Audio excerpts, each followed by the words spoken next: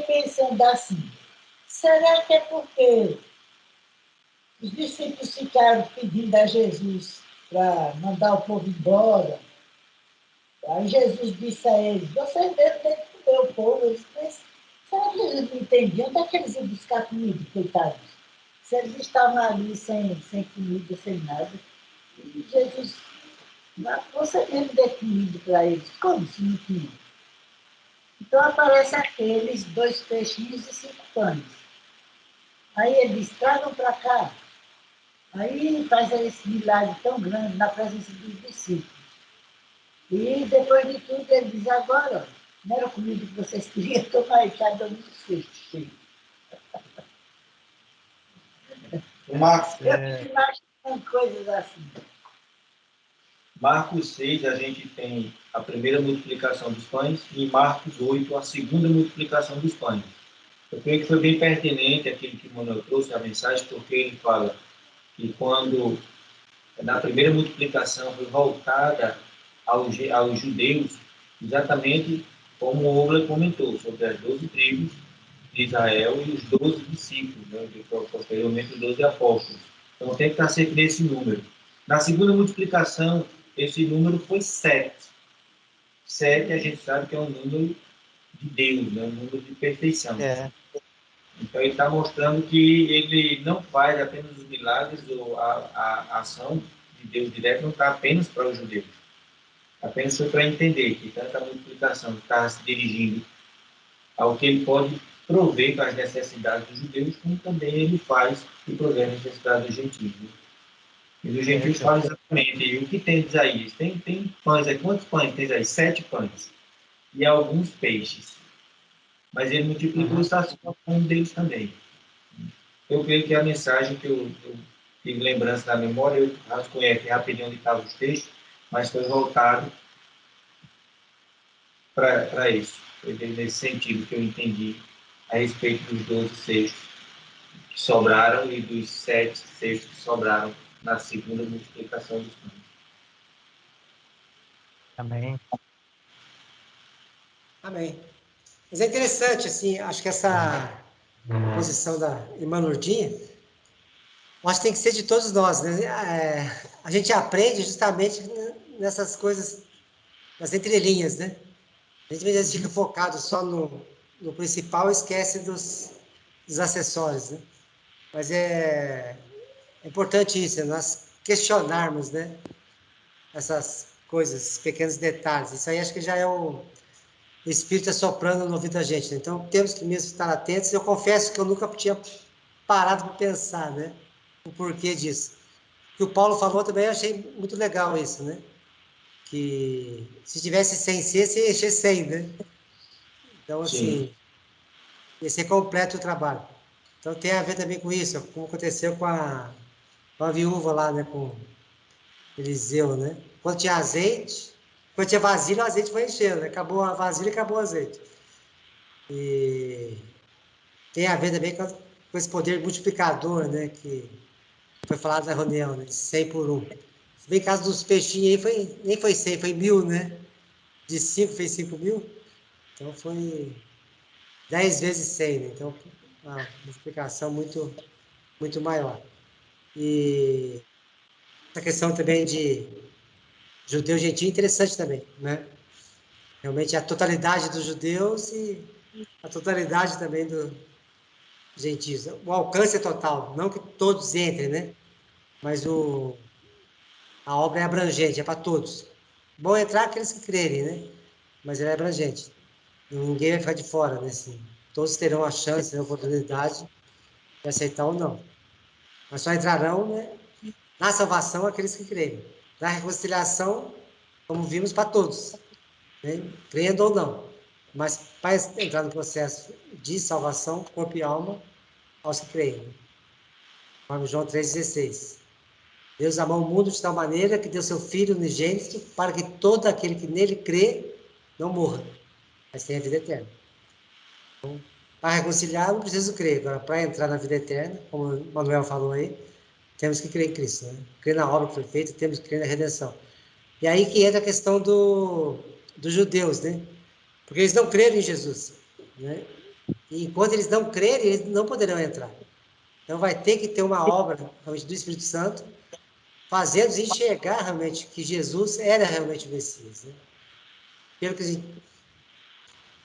pelo texto que o vídeo, né, que o Paulo mandou para a gente, já está tendo esse despertar de judeus, né? Então já tem um grupo de judeus que já estão enxergando isso, né, que Jesus é realmente o Cristo, né?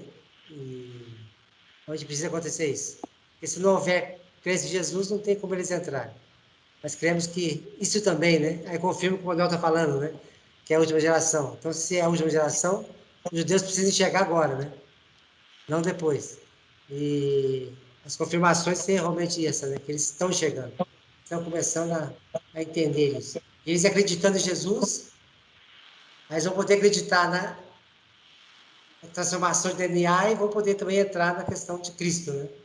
Mas não tem como eles entrar em Cristo sem primeiro crer em Jesus. E acho que essa obra já está começando a ser feita, né? É.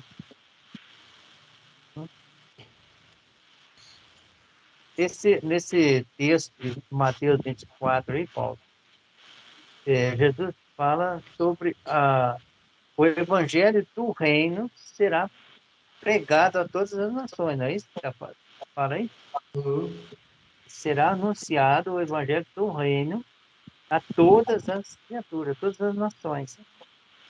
O que ainda tem acontecido é muito pouco, porque, na verdade, o evangelho do reino não tem sido pregado a todos, tem sido pregado o evangelho da religiosidade, A né? salvação. Mas da salvação. Agora, o evangelho do reino não foi pregado ainda, sei lá, a um terço das nações, né, do povos, né? Não sei quanto que já foi evangelizado com respeito ao evangelho do reino, mas é pouco, porque o pessoal ainda está muito voltado para o sistema religioso, né? E no sistema religioso não se fala do reino dos céus, né? Eu penso assim que está começando isso a acontecer. O fato da gente estar focando da maneira que nós estamos focando aqui, né? Fazer a vontade do Pai, isso aí realmente uma demonstração de que esse é o evangelho do reino que está pregando. O evangelho da verdade, né? O que realmente é verdade, né? Não tem nada de ilusão, não, fantasia nenhuma. É o que é a verdade. Amém. Enquanto a gente fala, enquanto a gente comunga essa fé, esse posicionamento, a gente está buscando, né, esse reino, estabelecer esse reino, né, o reino do Pai. E aí sim, acontecerá o fim de todas as coisas, né? Então, o último estágio é ele. Estamos preparados para isso, confiante. Uma coisa interessante, Manuel, no que você está falando e do que a gente vem já conversando há tempos sobre essa questão de lei, graça, a questão da lei mosaica, né, e Cristo Jesus agora, como nós temos alinhado. No capítulo 6 do Evangelho de João, quando ele se refere ali a partir do versículo 22 sobre Jesus, o pão da vida, ele traz uma observação bem interessante a respeito dessa questão. No versículo 25, ele diz assim, Evangelho de João, capítulo 6, versículo 25. Encontrando no outro lado do mar, perguntaram-lhe, Rabi, quando chegaste aqui? Respondeu Jesus, em verdade vos digo que me buscais não pelos sinais miraculosos que vistes, mas porque comestes do pão e vos fartastes. Trabalhai, não pela comida que perece, mas pela comida que permanece para a vida eterna, a qual o Filho do Homem vos dará, porque Deus o Pai o marcou com o seu selo. Perguntaram eles: que faremos para executar as obras de Deus? Respondeu Jesus: a obra de Deus é esta: crede naquele que ele enviou. Então eles perguntaram: que sinal miraculoso, pois, fazes tu, para que vejamos e creiamos em ti? Que farás? Nossos pais comeram maná no deserto, como está escrito: deu-lhes a comer o pão do céu. Disse-lhe Jesus: em verdade vos digo, não foi Moisés quem vos deu o pão do céu, mas é meu Pai quem dá o verdadeiro pão do céu. Pois o pão de Deus é aquele que desce do céu e dá vida ao mundo. Uhum. Ele continua mais no versículo 35, né? Eu sou o pão da vida, aquele que vem a mim não terá fome, quem crê em mim jamais terá sede. Mas como vós disse, vós me vistes e contudo não credes. Todo aquele que o Pai me dá, virá a mim, e o que vem a mim de maneira nenhuma lançarei fora. Pois eu desci do céu não para fazer a minha vontade, mas a vontade daquele que me enviou. E esta é a vontade daquele que me enviou, que eu não perca nenhum de todos os que ele me deu, mas o ressuscite no último dia. Pois a vontade de meu Pai é que todo aquele que vê o Filho e nele crê tenha a vida eterna. E eu o ressuscitarei no último dia. Eu sou o pão que desceu do céu. Amém.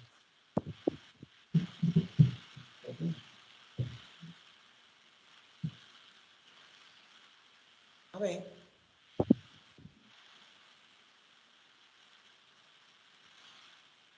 É o pão que nos alimenta. Esse é o evangelho do reino, né, mano? Você está se referindo. Nós estamos falando do evangelho do reino. O evangelho do reino concerne o pão que desceu do céu. Porque Moisés não deu o pão que desceu do céu. Ele se referia ao maná, né? Mas tinha outro sentido ali, o maná, apesar de suprir as necessidades dele. Mas não veio com esse propósito. Agora não, agora ele veio com esse propósito. É. De estabelecer o seu reino, de trazer o reino até nós. Então, é isso, Anselmo, é o que a gente está percebendo do tempo, né? Então, o foco nosso tem que estar voltado para isso, né? O que é que está diante de nós? Né? Paulo fala, esquecendo as coisas para trás, fica avançando para o que diante de nós estão. O que é que está diante de nós? Agora, bem próximo, né? Não é como os patriarcas, os antigos viram, há anos, séculos a séculos atrás, né? A gente está vendo isso bem próximo, está próximo, né? Então, eu penso assim que o foco deve estar voltado para isso hoje. O que é que está diante de nós para ser estabelecido? Qual vai ser a história a respeito de tudo isso? Né? Hoje nós temos a história do passado, dos patriarcas, os que eles fizeram, o que eles esperaram e que ainda esperam ver acontecer nessa geração agora, né? Então, essa é a história que a gente tem do passado. Então, tiveram fé e perseveraram, né, e buscaram, deram bom testemunho de tudo. Né, mas não conseguiram ver na íntegra estabelecida a vontade do Pai. Né? E isso está diante de nós, diante dessa geração. Então, é essa geração, eu tenho que focar nisso. O que é que eu tenho, né? Que é que está diante de mim? O que é que eu tenho que focar, acreditar e batalhar fielmente em cima disso, né? Confiantemente, né? Hoje, é exatamente isso. Olha, é vida eterna, é estabelecimento do reino, é a justiça do Pai, sabe? É a revelação de toda a verdade, né? Então, esse tipo de coisa essas promessas estão diante de nós, à frente, né? Então, eu penso assim, que é o tempo de focar, né? Para nós estar focando, né? Acreditar que é essa geração, não é outra, né? E que é a nossa geração.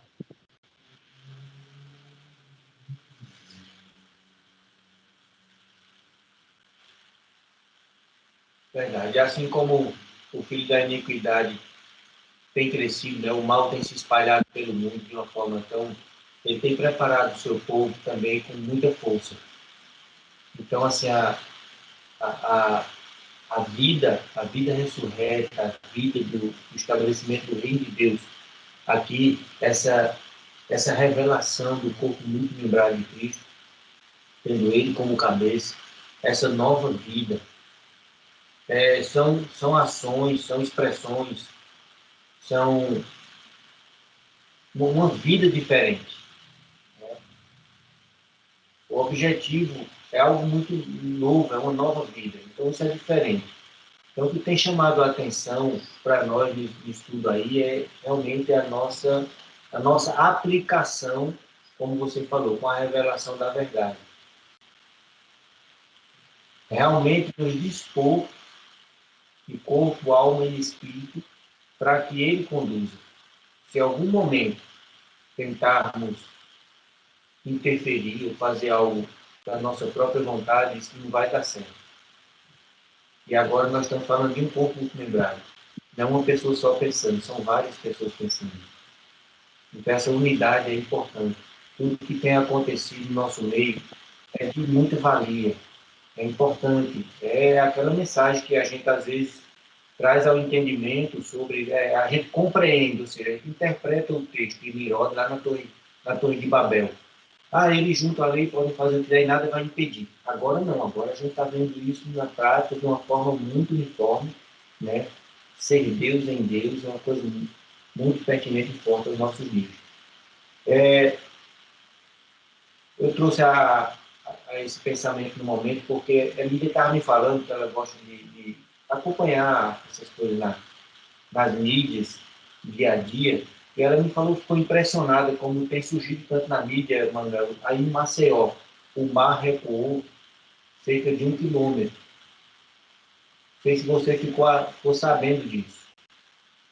Não, não, não. Eu quase não escuto nada de notícia, é muito difícil. É porque a maré, normalmente aí na praia, somente aí lá de Maceió, São José do Cororzão, essa região, ela tem umas piscinas naturais. Realmente, quando a maré baixa, essas piscinas aparecem, né? É, Mas o que aconteceu esses dias, Resiste, aparece. é, mas o que aconteceu esses dias foi um recuo muito grande. Não só aqui no Nordeste, não só ali em Maceió, mas em outras praias também aconteceu isso. E foi preocupante. Da outra vez que aconteceu isso lá no Aterro Botafogo, ali no Flamengo, o mar recuou alguns metros, né? Foi porque estava acontecendo um tsunami lá do outro lado. E aqui recuou 1 quilômetro, né, chama a atenção. Mas essas coisas, a gente sabe que está escrito que tendem a acontecer. Já vem acontecendo, né? Isso pode agravar um pouco. Né? Estamos atentos a isso, estamos ligados nisso aí, sabemos que a mão poderosa do Altíssimo também está conosco e nos sustentará. É certo.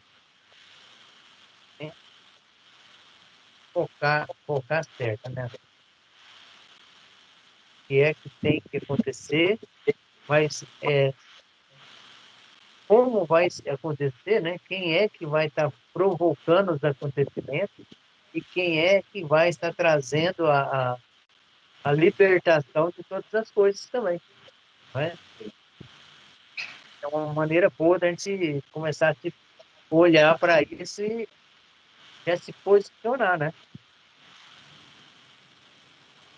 Porque de acordo com a nossa comunhão, a nossa unidade de fé, nós vamos estar trazendo libertação, vamos estar trazendo julgamento e vamos estar trazendo também juízo, né?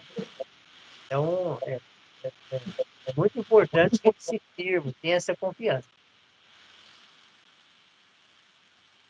O que é que estamos fazendo aqui? Né? O que é que nós vamos ter que fazer daqui para frente? Né? O que o Papai do Céu vai estar colocando diante de nós? O que vai estar nos revelando para fazer? Está disposto a se manifestar.